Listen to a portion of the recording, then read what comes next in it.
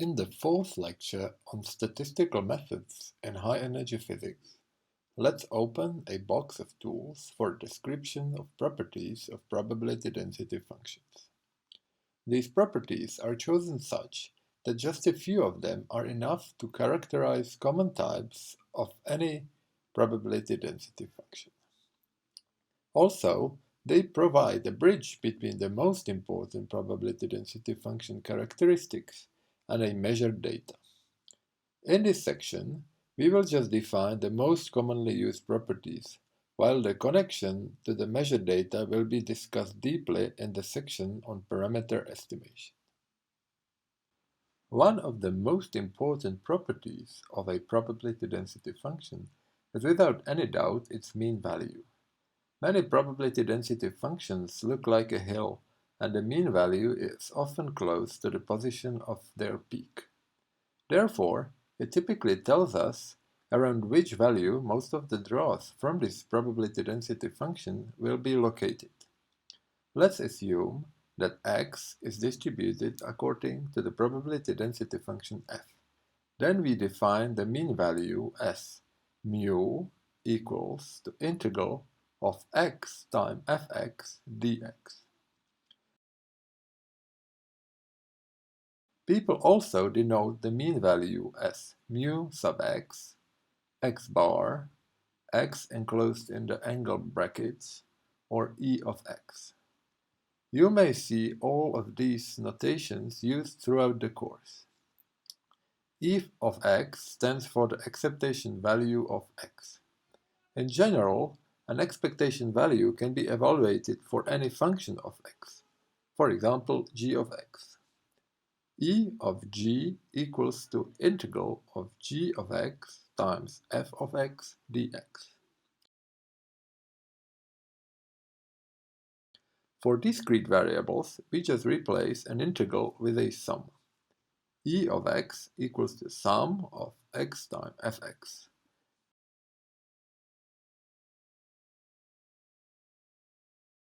E of g equals the sum of gx times fx.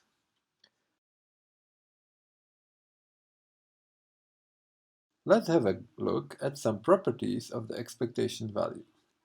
Let x and y be random variables and c a number. Then, expectation value of c equals to c. Expectation value of c times x equals to c times expectation value of x. Expectation value of an expectation value of x equals to just expectation value of x. Expectation value of x plus y equals to expectation value of x plus expectation value of y. And finally, expectation value of x times y equals to expectation value of x times expectation value of y, but only if x and y are independent. The second key property of a probability density function is its variance. It tells us how widely x is spread around the mean value. If we consider a probability density function that looks like a hill, then the variance tells us how wide the hill is. Variance is defined as variance of x equals to expectation value of x minus mu squared, which equals to the integral of x minus mu squared times f of x dx.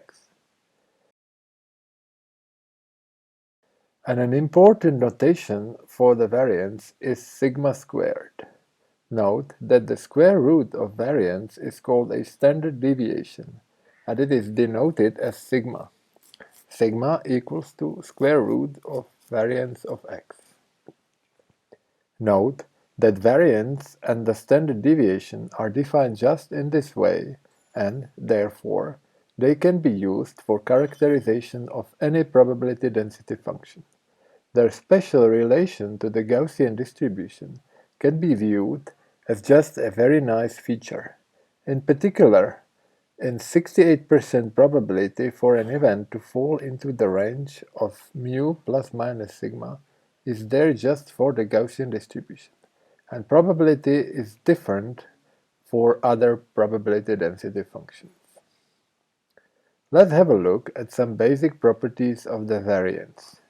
Its definition, together with the definition of the mean value, imply that variance of x equals to expectation value of x squared minus expectation value of x squared. If x and y are independent random variables and c is a constant, then variance of c times x equals to c squared times variance of x. Variance of x plus c equals the variance of x, and variance of x plus y equals to variance of x plus variance of y.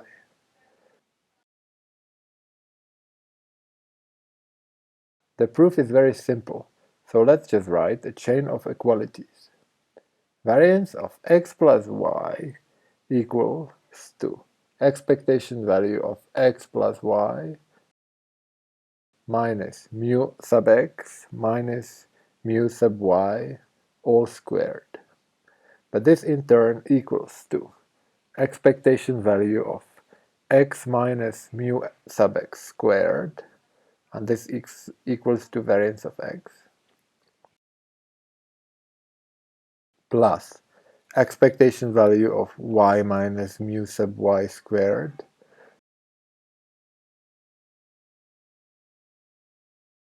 this in turn equals to expectation value of y, plus 2 times expectation value of x minus mu x times expectation value of y minus mu y. But if you look at the last term, then you'll see that expectation value of x minus mu x is equal to 0, because this follows the definition of the expectation value. And also expectation value of y minus mu sub y is equals to 0. And therefore, variance of x plus y equals just a variance of x plus variance of y. We've just defined the mean value and variance, which are characteristics of any probability density function. In general, we can fully describe any probability density function by so-called moments. The mean value and variance are just specific moments. Let's define the nth moment of a probability density function as alpha sub n equals to expectation value of x to the power of n, which in turn equals to integral of x to the power of n times f of x dx. We also define central moments in an analogous way. M sub n equals to expectation value of x minus mu to the power of n. Finally, we define standardized moments to be mu tilde sub n equals to expectation value of x minus mu over sigma to the power of n, which equals to m sub n over sigma to the power of n.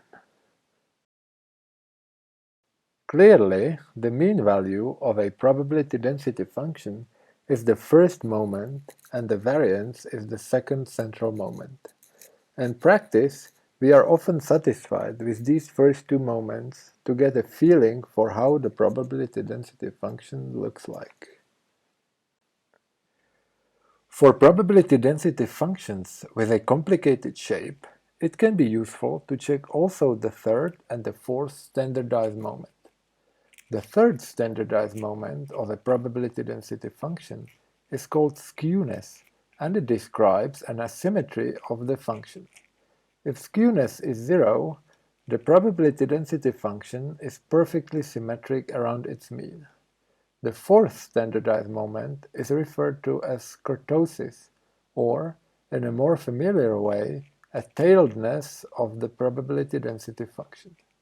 The larger the kurtosis, the more of the tails of the probability density functions are populated, the more outliers the probability density function produces. Let's now turn to the probability density functions of several random variables, and let's start with just two. X and y are distributed according to f of x and y. The mean value and variance of such variables are defined in a way that's analogous to the one-dimensional case. Expectation value of x equals to integral of x times fxy dx dy, which is equal to mu sub x. Expectation value of y is equal to integral y times f of xy dx dy, and that equals to mu sub y. Variance of x equals to integral of x minus mu x squared f of xy dx dy, which equals to sigma x squared, and variance of y equals to integral of y minus mu sub y squared times x times f of xy dx dy, and that equals to sigma y squared. However, there is one more quantity that's crucial to get the basic characteristics of a probability density function: the covariance of x and y. Covariance of xy equals to v of xy, and that equals to expectation value of x minus mu x times y minus mu y, and that equals to expectation value of x times y minus expectation value of x times expectation value of y. In simple words, the covariance describes how much the two variables covary with respect to their mean values. For example, a high covariance is there if there is a tendency to draw x larger than mu x, given that y larger than mu y has been drawn. On the other hand, the covariance of 0 means that a movement along the x-axis doesn't influence any specific movement along the y-axis.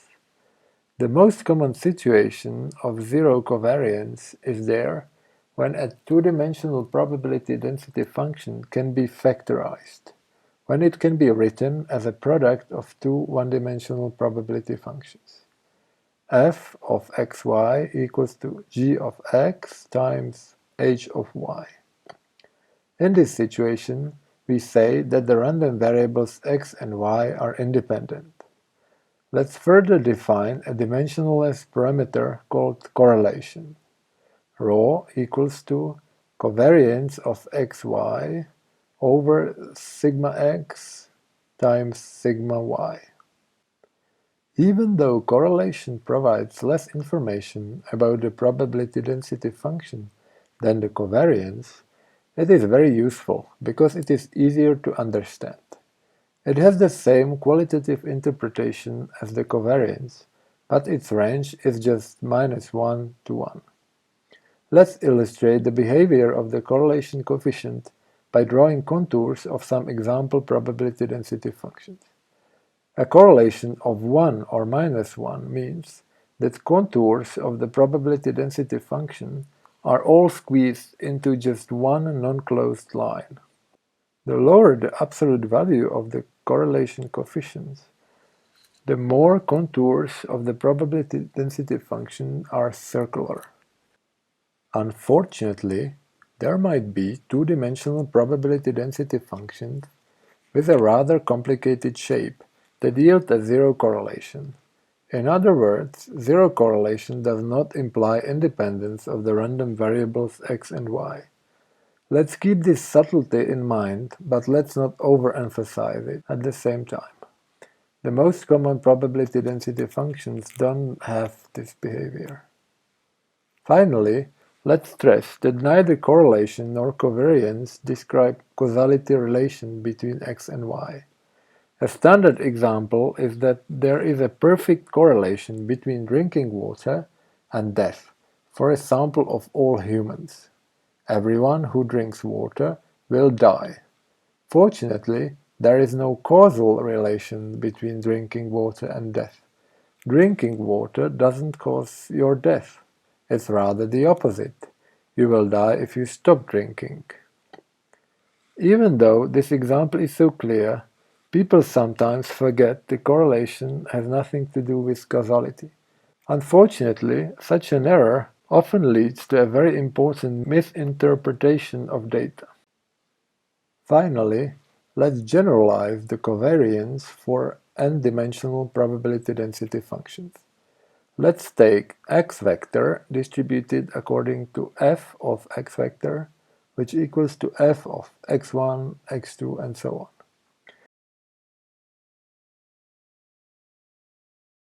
Then we define covariance xi xj, which can be written as v sub ij, and this equals to expectation value of xi minus mu xi times xj minus mu xj, which equals to expectation value of xi xj minus expectation value of xi times expectation value of xj. Note that v sub ij is actually a n times n matrix. It is called a covariance matrix, and its element Vij stands for the covariance of the eth and jth variable. Diagonal elements of the covariance matrix are variances of the individual variables. Vii equals to variance of xi, which equals to sigma I squared. The covariance matrix is nowadays a key tool for quoting uncertainties of a measurement. Even though it doesn't describe multivariate probability density functions in any way exhaustively, there are very nice magic or mathematical tricks we can do with it. Let's assume we are measuring some set of quantities, x vector, which are distributed according to the probability density function f.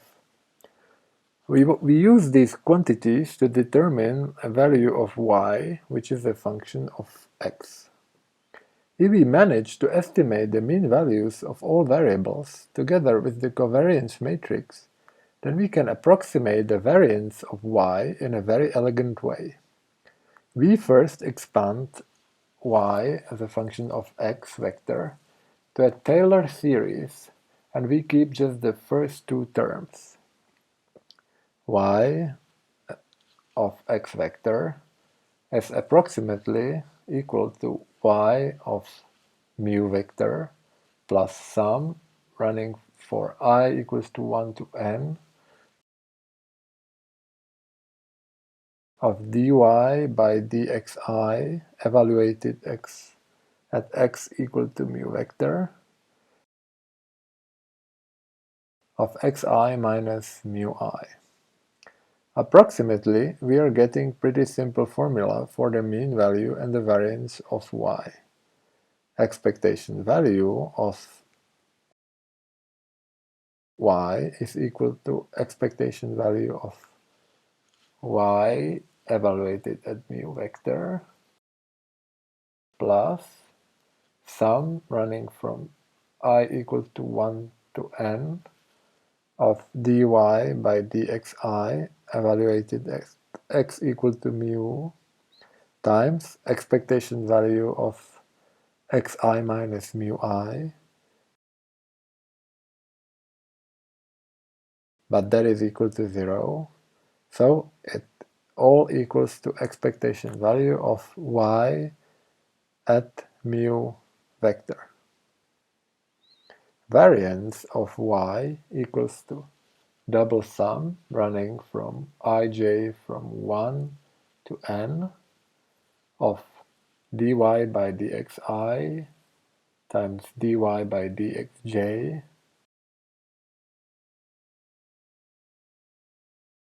evaluated at x equal to mu vector times v sub ij.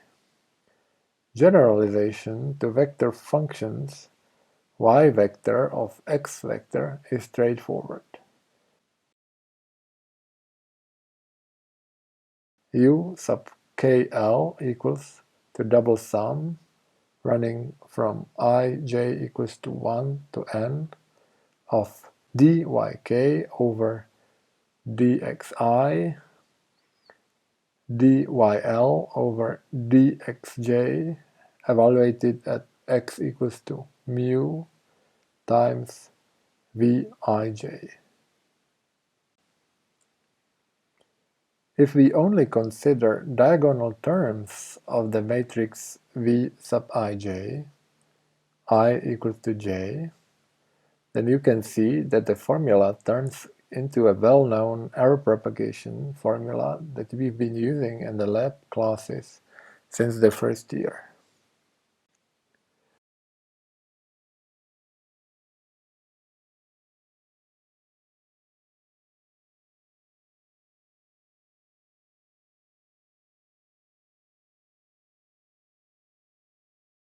Sometimes we are in a situation when we have two random variables x, y together with their PDF, but we are interested just in one of them.